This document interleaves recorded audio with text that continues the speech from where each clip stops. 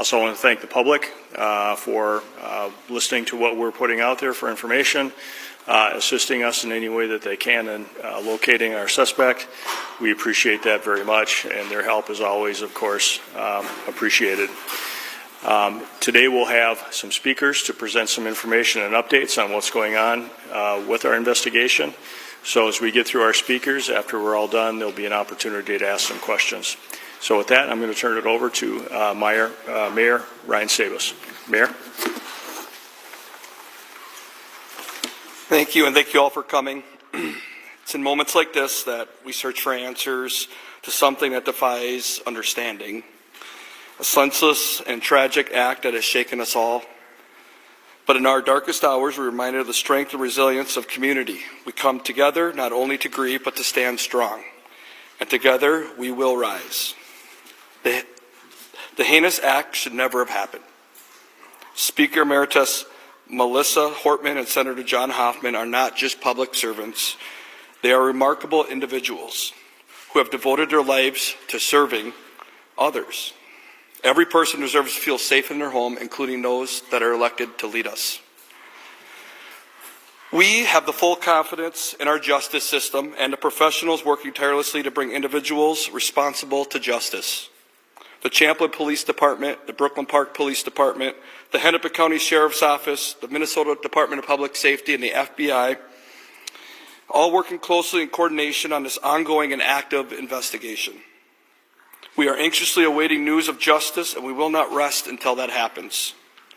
If you have any information, please contact the tip line at bca.tips@state.mn.us or call 877-996-6222 or your local police department.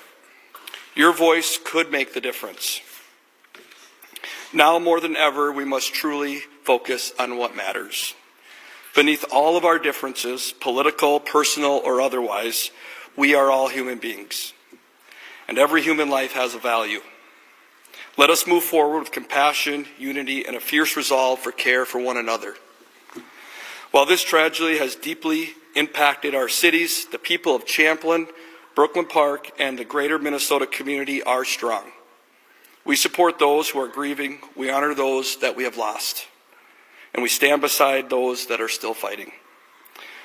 Champlin, Brooklyn Park, surrounding areas, stay strong. Show love, show respect, be kind, and never forget the strength that we hold when we stand together. Thank you. And with that, I'll turn it over to Mayor Winston. Thank you.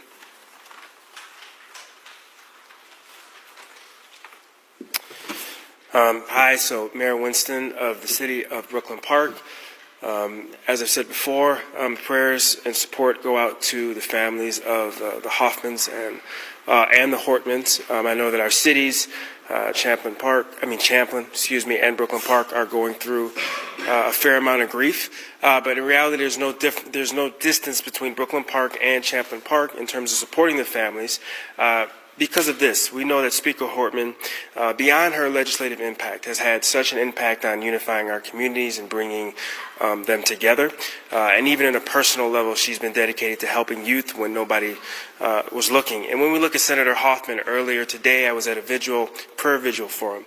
And we were talking about how are we going to support the family and come together. And we realized that the number of families that we're going to have to reach out to and the communities we're going to have to reach out to bring everyone together, he's just had such an outsized impact.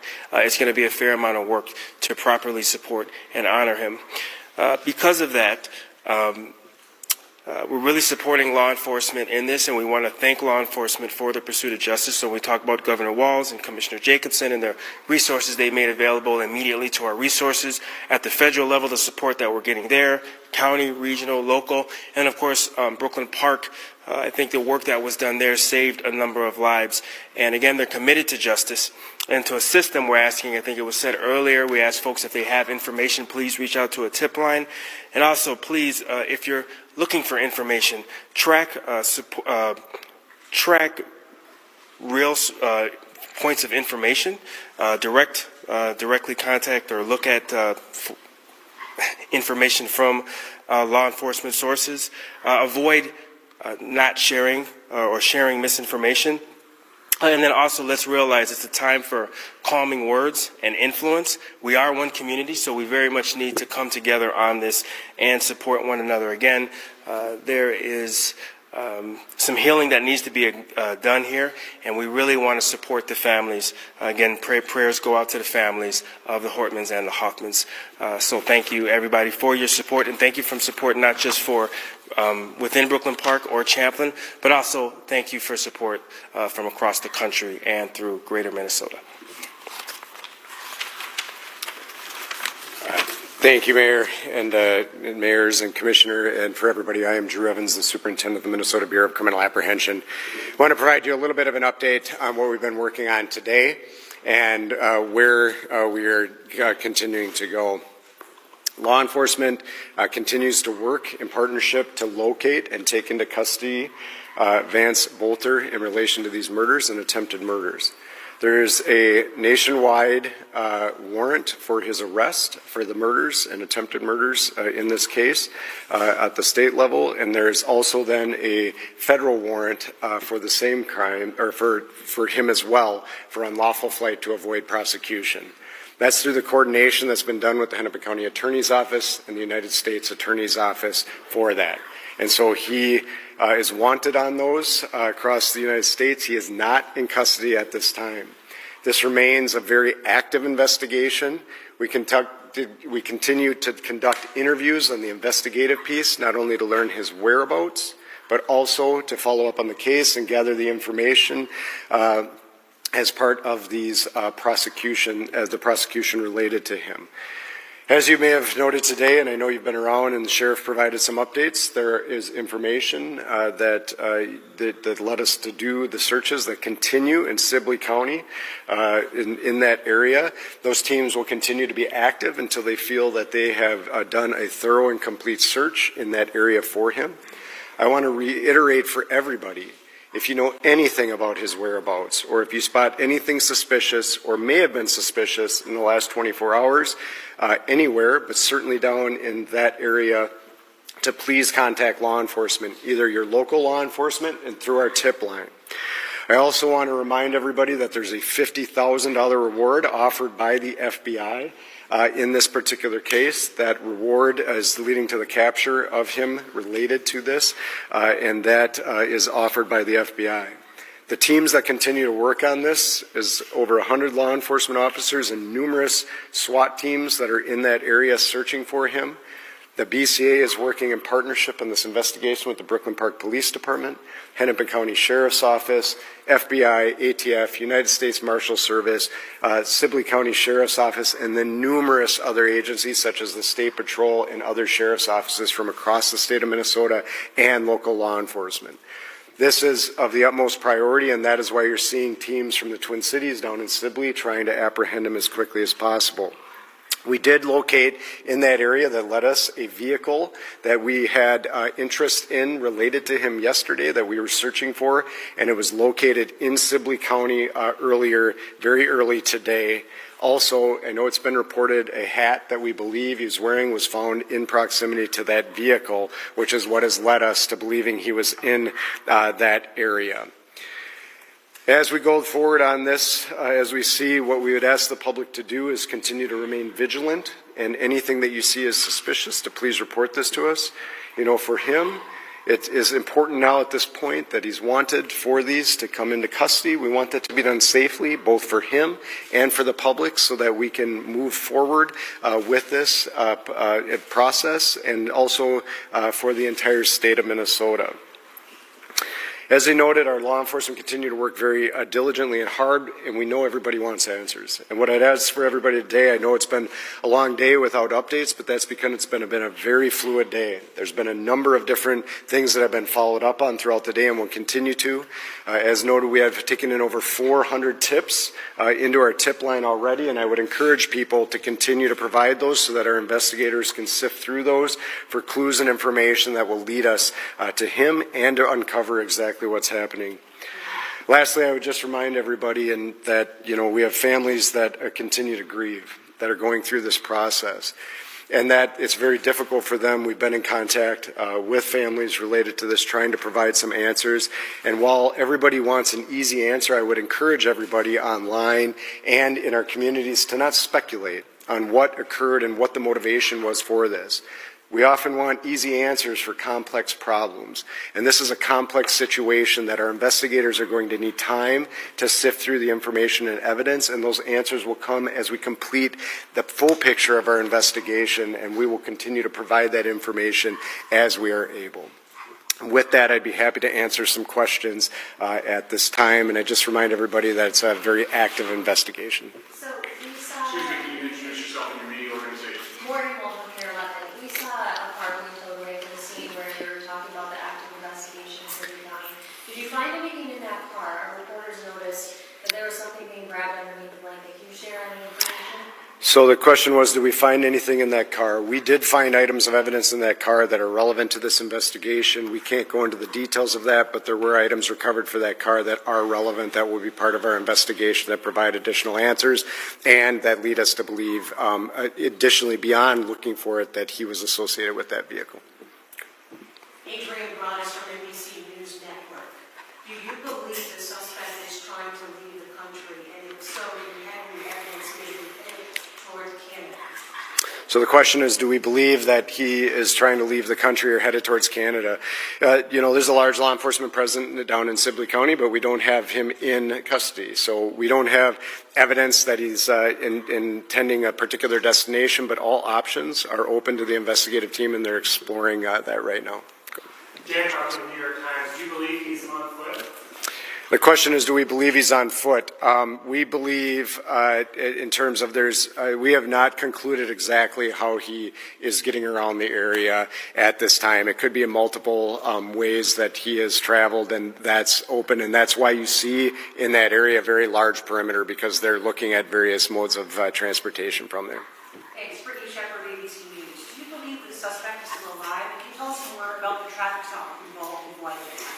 Yeah, the question is, do we believe he's still alive? We're certainly operating as though he's still alive and believe he is at this time, and will continue on as is. And the question about his wife and traffic stop, I think everybody would know that, in any time an individual is identified as a suspect in investigation, we're going to talk to their family members and do that.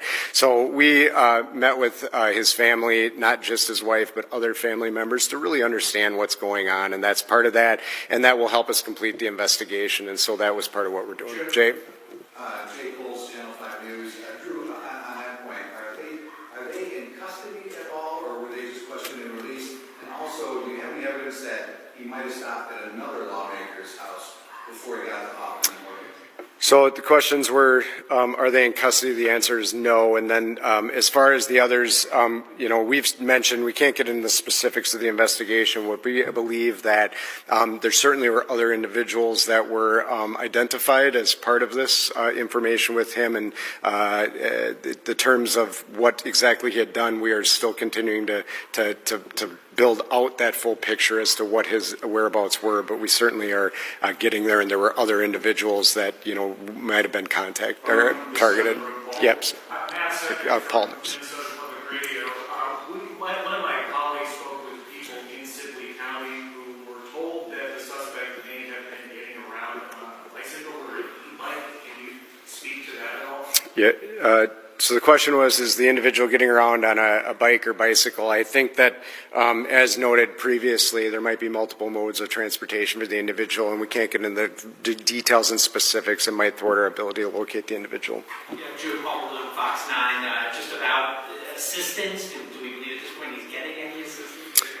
Any evidence that was found? And then just to elaborate a little bit more on that traffic stop, because if there have been leaks that the cash is in the wife's car, passports, weaponry, it sounds, intriguing. Can you elaborate a little bit more on what was found there and why, if so, they were able to be released? Yeah, the question was, why were they about the traffic stop, and what were then? Can you repeat the first part of your question? And the first was just, is there any hard evidence that he's getting assistance? Oh, yeah, thank you. So the question was, is there assistance in the items? And I can't discuss the details of what was inside of the vehicle at that time. It's part of our active criminal investigation, and we're working on that. Why were they allowed to be released? They were cooperative. We're working through that process. We certainly always analyze evidence, but they were very cooperative with us and provided us the information we needed and the information related to that. If the question about do we believe he's receiving any assistance, options are on the table. We haven't seen specific individuals doing that, but we don't know that specifically now. He's certainly been in contact with individuals. Whether or not they're providing active assistance, I can't provide that. Go ahead. Lily, I was asked, yes, have you found any indication of prior threats, any online activity, any communication besides the manifesto? If you wouldn't mind sharing some details of the manifesto that might help people find it. Yeah. Thank you for the question. It was about details on what's been referred to as manifesto, and then are there online information or others or threats indicating. So far, we have not located any prior threats with this individual towards anybody on that. That will obviously be a deeper dive to really understand the motivation of this individual and whether or not that is on there and connections related to threats, whether they might be here or in different parts of the United States. In terms of what's been referred to in manifesto, I want to clarify for everybody, and just for this is not a document, because I think it's important for the public to understand, that would be like a traditional manifesto that's a treatise on all kinds of ideology and writings. This is a notebook with a lot of, that's been reported, of lawmakers and others that are listed in here, and then much more other thoughts that are throughout this, as opposed to a very succinct document that's providing long, and it's mixed in with other documents. So that's where this is coming from. I don't want the public to have the impression that there's this long manifesto that's providing all of this information and details and then associated with names. It's much more about names and then others, and we will work through. And beyond that, I cannot provide details because it's part of the active criminal investigation. One last question. I have a question. Is the shelter in place in Egan related to this investigation? I am not familiar with that. I'd have to ask you to go to Egan. The question was a shelter in place in Egan, and I am not tracking a shelter in place in Egan right now. Was it earlier today, or is it right now? I would ask that we've been in here for a few minutes, but so I don't know if there's anything related to ours, but I'd have to ask you to talk to the Egan Police Department. More about the federal role? Yeah, I can, just on that. So the federal role on, yes, please. Joint captain of WCCO, you can speak more about the federal role of all this. Yeah. Is there still an ongoing threat to current lawmakers? So what I would tell you in terms of the questions were ongoing threat to public lawmakers, is there one? Certainly the safety of our lawmakers and public services is utmost concern to all of us. Certainly as to the security apparatus at the Capitol that provide that for them, our Minnesota State Patrol as well, and so we continue to evaluate that. I will say that we have no indication that the individual that is wanted here did anything other than conduct these acts by himself. But that doesn't mean we aren't exploring more fully. If there's any other threats that might be there, we will continue to evaluate that and work together with them. In terms of the role of the federal government, they've been extremely great partners to all of us. The FBI and ATF, the United States Marshal Service, and others from the federal government are providing both investigative assistance on this case and then participating in the manhunt for the individual to locate him and take him into custody safely. That is not uncommon in a large case like this, and the United States Attorney's Office has been in contact with us, and they certainly will be exploring if there are federal charges that would be connected to this sort of violence that was conducted on our lawmakers. Who is taking the lead in this? Is it still Minnesota? Yeah, so this is a partnership right now. The Brooklyn Park Police Department is lead on the murders that occurred in their city, and we are assisting them as we do as a BCA and communities all across Minnesota with the assistance of the Sheriff's Office as well, and then those federal agencies. When we do an investigation like this, it is not uncommon for us to work in partnership with our federal agencies to see if there is an investigation that may lead to federal charges, which is what we're doing. So it is very typical that that you would pursue in a murder case, the murder investigation as a state case, be charged, and then we'll examine if there are federal charges, and we'll have those ongoing conversations, which we are doing right now with the United States Attorney's Office for Minnesota. And in that case, the FBI is typically the lead agency in that case, unless there is something else that's more specialized, like gun charges, etc. All right, thank you. We should answer this. So, and this is, the question is, this has been expanded to South Dakota, and I think that came from, I don't know the specifics, but oftentimes when we're looking for an individual, we will send out information to law enforcement in surrounding states. Yesterday, he certainly had a lot of time to be able to cover a lot of distance once we knew that he had escaped from the crime scene. We believe that information was shared just like we would share in Minnesota if somebody was coming. This happens on a regular basis, that it was shared out for their law enforcement to be on the lookout. They call it a bolo, to be on the lookout for the individual, and we believe it was there. We were never tracking and believing the individual went to South Dakota as an investigative team. Thank you. Thank you all. Thank you. Thank you. Happy Father's Day to all the dads. You've been watching live coverage. We return now to our scheduled program.